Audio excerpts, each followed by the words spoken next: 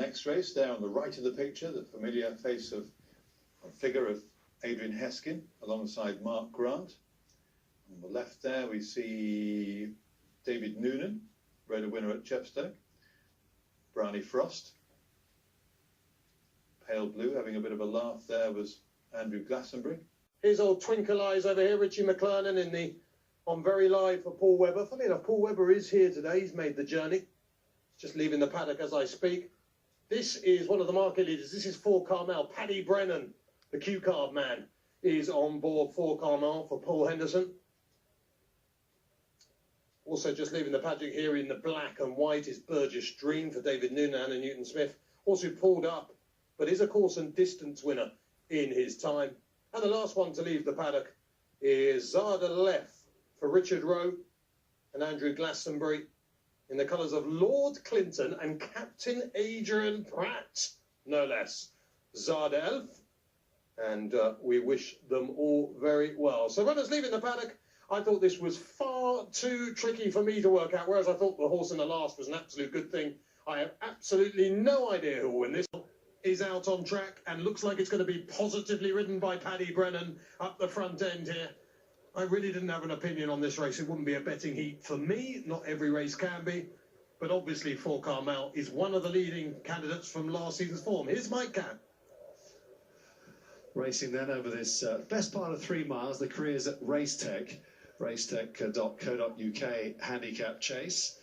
And racing towards the first as they move down the back straight here. Touching down in front was Big Time Frank, only narrowly though. Handy as well on the inside is for Carmel. Right up there too, White Jacket is Pray for a Rainbow. They go on towards the second. Pray for a Rainbow is a bit slow there. Wider out then is Very Live in the brown and orange colours. Tracked there on the far side by How's My Friend. As they go over the third, Snowball the Grey ahead of Burgess Dream.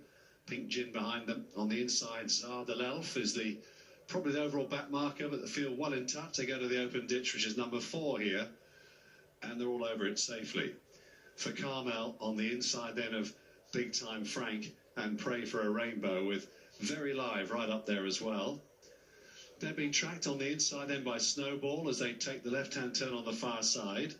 Pink Gin is next, followed by How's My Friend, Burgess Dream and Zardel Elf in the pale blue jacket as they go over the next plain fence.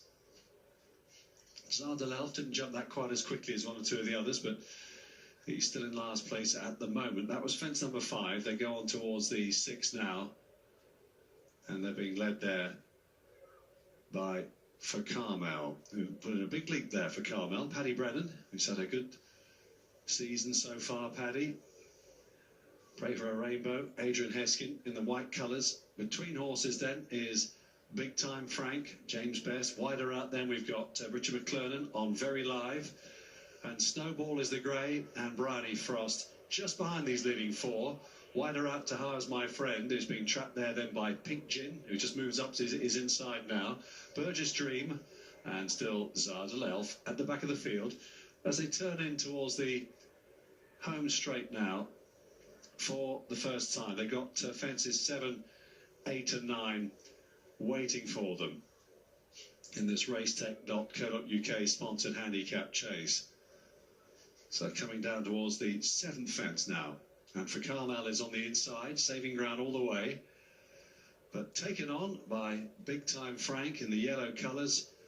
Pray for a Rainbow in the white and Very Live in the orange cap on the outside.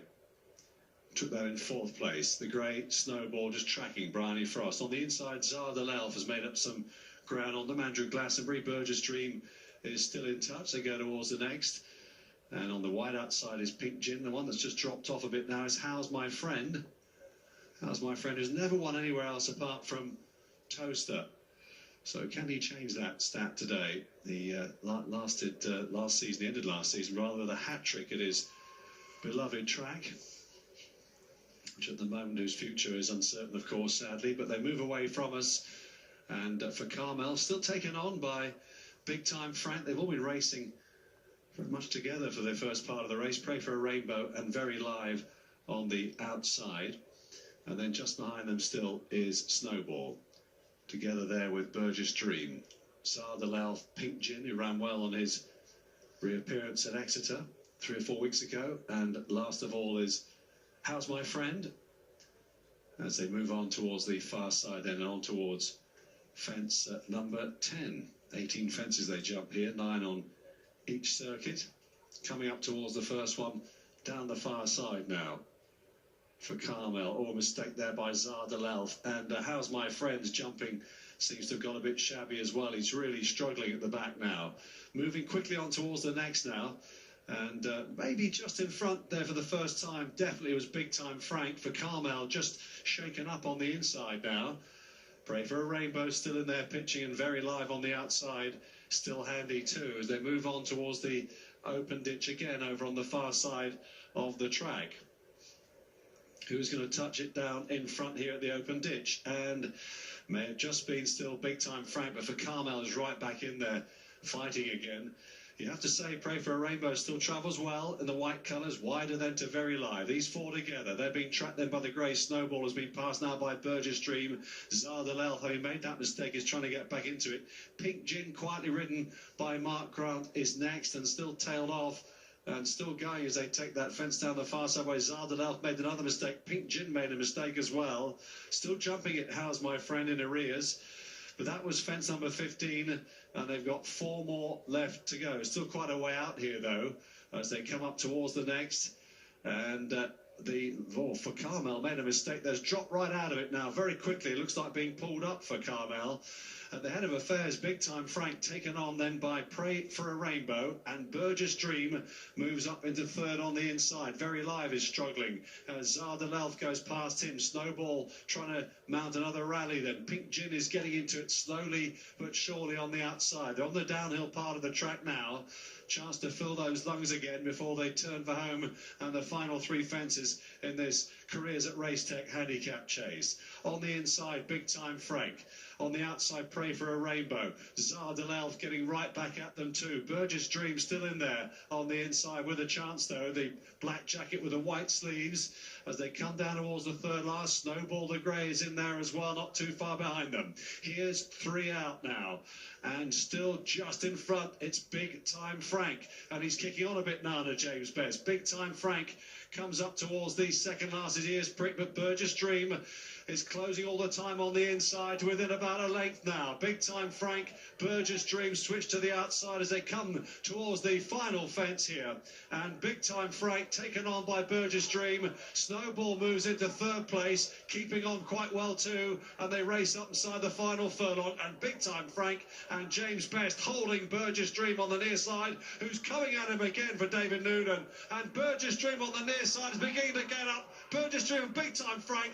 And it was Big Time Frank who held on from Burgess Dream. Both riders riding furiously at the finish there. Snowball was back in third place.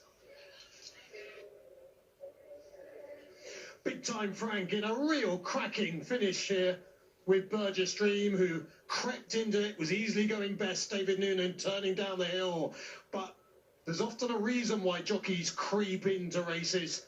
And it might just be that their horse needs to be delivered absolutely at the right time, and Big Time Frank just would not be denied the 5th winner of the campaign for James Best, so a welcome winner for him. He's always been a very capable rider, James, and this giant of a horse who gets his name for obvious reasons has really stuck him deep here, because a lot of people I think would have thought Burgess Dream was coming to win.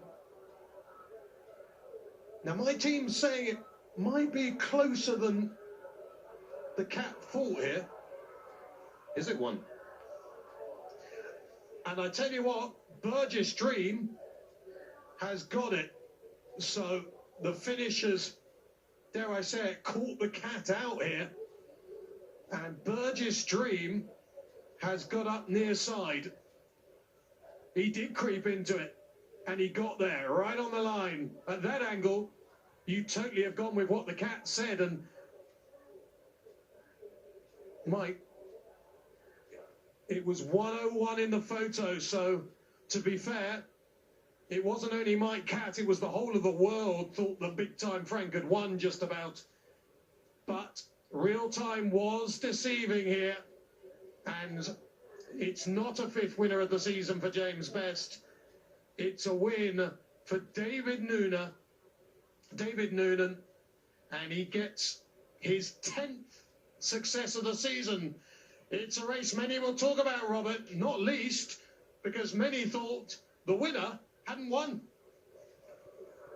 I know a lot of exchange punters there piled on at 101 and 102 and 103, but just every now and again, I must say, to the naked eye watching it, what did you think at the time? I must admit, I wrote down the first big time Frank on my paper here. But you know, we talk about that, the people who've done their money at 101. Think about the ones that have laid the bet, you know, have put the other half of the bet. Yeah. They've had it off big time, haven't It's they? unbelievable. There are people around the country dancing them up and down. Yeah, made an enormous amount. 9 to 1 Burgess Stream, 10 to 1 Big Time Frank, and Snowball was third at 14 to 1. And I dare say that took a little bit of finding. It's or not. I had two goes, and I was nowhere near. But he's a horse that we know goes well in this sort of ground, and he's got plenty of Lingfield form. He's just a hard horse to win with. That's Anna Newton-Smith with her back to us there, isn't it, I think? Yeah, it is, yeah. Have a look at the closing stages. Sorry to do this to you again. It's a good ride, isn't it? Yeah. I mean, well, the pair of them were going best here, weren't they, clearly? The first, you know, yes. Big Time Frank and the others are all struggling now. One of the Richard Rowe runners, Zard de Lulf, just needs to brush his jumping up a bit. Yeah, he wasn't great, was he? I think he got into it sort of a mile out and then he was in trouble, wasn't he? Yeah. He was up the straight. But just watching it again now, you can see the yellow colours, Big Time Frank, Burgess Dream nearest to us. And just at the time, difficult one to, and on the run in there, see there the angle favours Big Time Frank. And even as they go past, it does look to the eye as if Big Time Frank holds on. Sort of race that makes the email machine go completely wild. Well, welcome back here, Lingfield. Winning Connections just chatting about their victor. In fact, James Best is just behind us, and I might have a quick word with Bestie as he walks past. He's probably likely to. Here he comes now. Let's have a quick word with him. James, that caught a lot of people out. Did you think you'd held on? No, I thought David got up. You thought he got up? Yeah. I tell you, when you see the print, it is absolutely desperate. There's like this much between you. Anyway. Yes. No, cracking ride from yourself on the runner-up. I thought David got up, but there we are. Got to work. Cracking ride. Well done. Just shows you can have a good ride in defeat.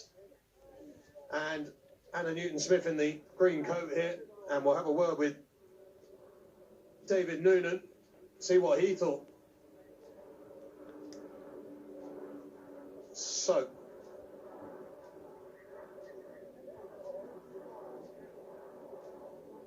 David Noonan in the colours of the Beano partnership. And in many ways it was a little bit of a cartoon finish from the point of view of who had won. Tell you what, we're going to get an album, not only a winning photo. They've gone in again. So, hopefully, we will get a quick word with David Noonan as Connections take their 15th photo. Now they're on the phones. Here we go. Let's have a word. Dave, did you think you got there?